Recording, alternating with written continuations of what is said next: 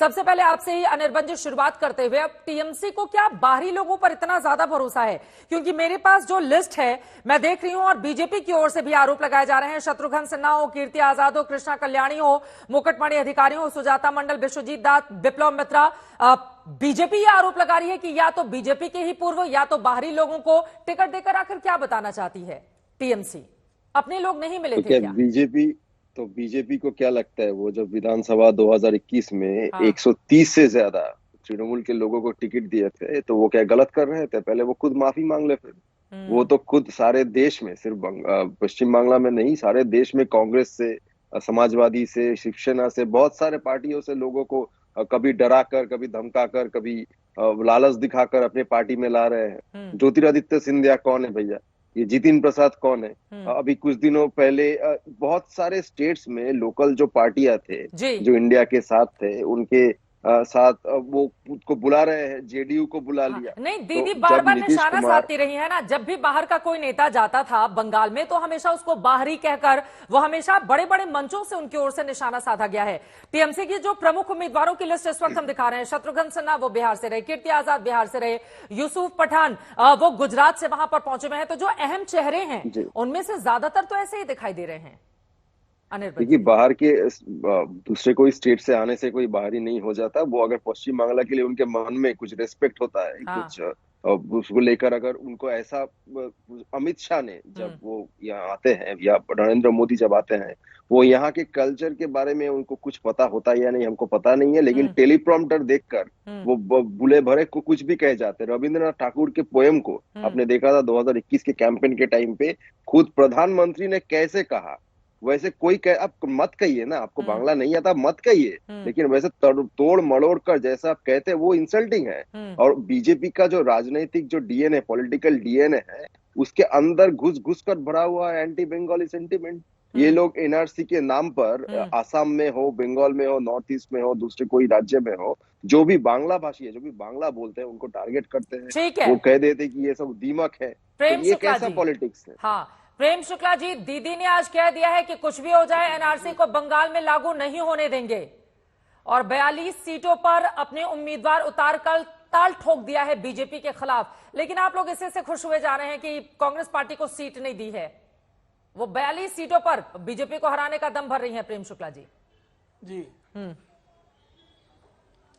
देखिए, दीदी तो खुद ही अपनी बातों से पलटी पड़ी हुई है। यही दीदी थी जो संसद में खड़ी होकर बांग्लादेशियों को निकालने के लिए लगातार मांग किया करती थी, और यही दीदी आज हैं जो बांग्लादेशियों को वोट बैंक के नाते, बांग्लादेशी मुसलमानों को, जिहादियों को, घुसपैठियों को गले लगाने पर आमादा है। एनआरसी में इस देश का बंगाल का नागरिक नहीं निकाला जाएगा, बल्कि जिहादी बांग्लादेशी निकाला जाएगा, और उन जिहादियों को निकालना एक संप्रभु राष्ट्र के रूप में भारत का अधिकार है। ऐसी तमाम दीदियां आएंगी जाएंगी, लेकिन संप्रभु भारत के राष्ट्र के नागरिकों के अधिकार को अक्षुण्ण रखते हुए उनके अधिकार पर अतिक्रमण करने वाली शक्तियों को बाहर खदेड़ा जाएगा। दीदी के कारण जो है, दीदी को चूंकि अब आजकल मुस्लिम तुष्टीकरण, उसमें भी बांग्लादेशी तुष्टीकरण का ज्वर चढ़ा हुआ है, तो इस ज्वर के चलते जो है भारत के संविधान का परिवर्तन नहीं होगा। भारत का संविधान, भारत की न्यायपालिका, भारत का संसद, भारत की कार्यपालिका का जो संकल्प है वो पूरा होगा। एक बात जी। दूसरी बात, ये दीदी थी और यही अनिर्बान बनर्जी जैसे तमाम जो हैं तृणमूल कांग्रेस पार्टी के लोग जब बंगाल में प्रचार करने के लिए उत्तर प्रदेश और बिहार के लोग जाते थे तो उनको गुंडे कहते थे, तब ये गुंडे हो जाते थे। आज शत्रुघ्न सिन्हा में इनको देवता दिखाई दे रहा है। तो ये पलटे हैं। हम तो समग्र भारत के नागरिकों के प्रति अखंडता, एकता और सम्मान का भाव रखते हैं। बंगाल हमारे लिए भद्रलोक है।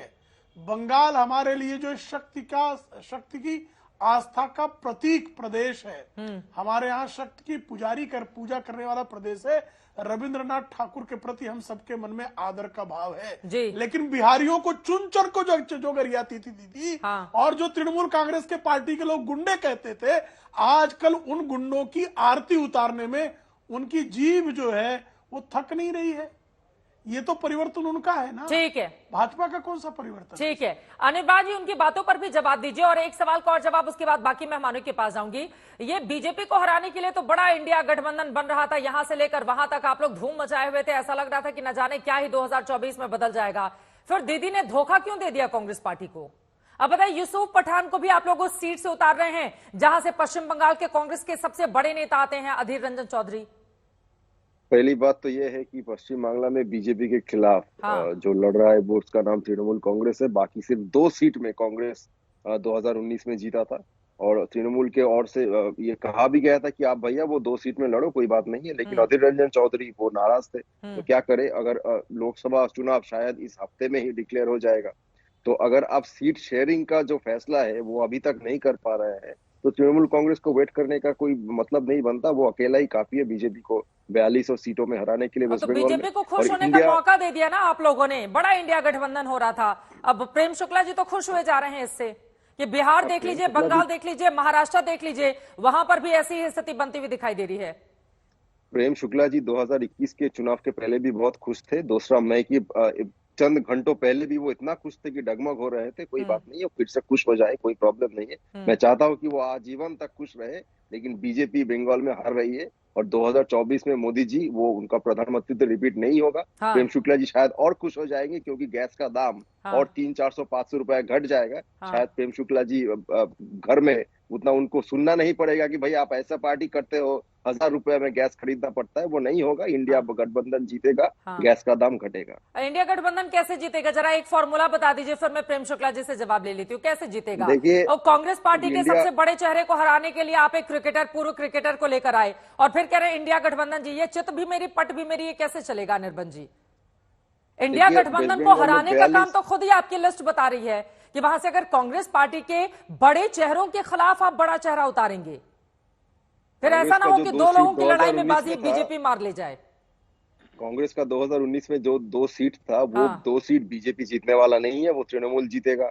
और बाकी जो 40 सीट है वहां भी बीजेपी का खाता उतना खुलने वाला नहीं है। और बाकी इंडिया के और हर एक स्टेट में जो भी पार्टियां इंडिया गठबंधन में है वो अपने अपने स्टेट में बढ़िया रिजल्ट करेंगे। इंडिया का अलायंस अटूट है, वो सीट जो भी जितना ज्यादा लाएगा उसके बाद इंडिया दिखा देगा। कहाँ अटूट है? अभी तो ये सब भाषणों की बात रह गई है, कहाँ अटूट है? अब मैं इसी बात को आगे बढ़ाते हुए किशोर तिवारी जी आपके पास आते हुए, मतलब नीतीश कुमार उधर क्या गए, आप सब लोग पलटी मारने लगे हैं। अब संजय निरुपम, मैं प्रेम शुक्ला जी आ रही हूँ, फौरन आ रही हूँ आपके पास। अब संजय निरुपम जिस सीट से उतरना चाह रहे थे, उस सीट से उद्धव ठाकरे ने पहले ही अपने उम्मीदवार उतार दिए।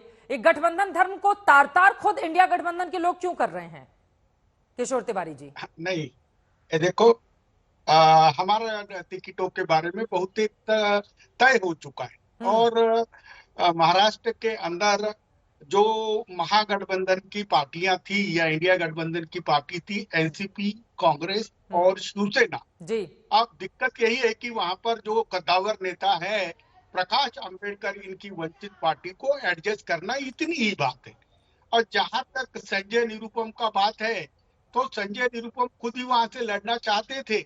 अब संजय निरुपम को लगता है तो संजय निरुपम जाकर राहुल गांधी से बात करे, लेकिन वो तो कृपा शंकर जी से बात कर रहे हैं। अब प्रेम शुक्ला तुम्हें मालूम है या नहीं है, संजय निरुपम कह रहे हैं कि कांग्रेस को नीचा दिखाने के लिए ऐसी हरकत जानबूझकर की जा रही है। नहीं, निशाना साधा है उद्धव ठाकरे जी पर। नहीं, उद्धव ठाकरे जी का, राहुल जी का और शरद पवार जी की बात बहुत करीब हो रही है। और महाराष्ट्र से मैंने आपको पहले ही बता दिया, प्रियंका जी, अपना चित्रा जी, की महाराष्ट्र में बीजेपी का सुपड़ा साफ होने वाला है। मैं आपको बता रहा हूँ कैसे। और मुझे लगता नहीं कि जो बड़े बोले हमारे संजय निरुपम है, उनकी तो शिवसेना से पहले ही वो खपा चल रहे हैं और वो कई बार शिवसेना के खिलाफ बोल चुके हैं। हाँ, लेकिन तो इसी मुझे मालूम पड़ा है कि मतलब शिवसेना के खिलाफ वो बोल चुके हैं, इसीलिए उतार दो अपना उम्मीदवार। और फिर यहाँ पर जो इंडिया गठबंधन बन रहा था दिल्ली से लेकर अलग अलग जगहों पर, फिर क्या महत्व रह गया उसका, किशोर तिवारी जी? आप लोग तो अपनी जुबान पर भी नहीं बैठे रहे ना कि अपनी जुबान की बात कम से कम रख लें। नहीं, देखो, हमारा टिकटों का तय हो चुका है और ऐसा कुछ भी नहीं है। संजय निरुपम जी तो अगर कोई एक पैर बीजेपी में रखकर बात करे तो उसके लिए कोई सीरियसली लेता नहीं। लेकिन मैं अभी बता रहा हूँ, महाराष्ट्र के अंदर किसान मजदूर बीजेपी से बहुत खपा है। मोदी जी ने जो 10 साल में प्रॉमिसेस किए हैं, तो कपास उगाने वाले किसान उससे बहुत नाराज चल रहे हैं। तो लेकिन किरकिरी तो होती है ना, ऐसे नेताओं ने नहीं बोलना चाहिए। और टीएमसी का भी जो हुआ है, तो कांग्रेस के साथ उनका गठबंधन होता था तो ठीक रहता था। लेकिन मुझे ऐसा लगता है कि टीएमसी किसी भी हालत में बीजेपी के साथ तो कभी जाने वाली नहीं है। तो अरे बीजेपी के साथ जाए चाहे नहीं जाए, ये जो आप लोग बीजेपी को हराने के लिए गठबंधन कर रहे थे, इतना माहौल बन रहा था, अब धीरे धीरे करके आपके रथ के पहिए टूटते हुए चले जा रहे हैं।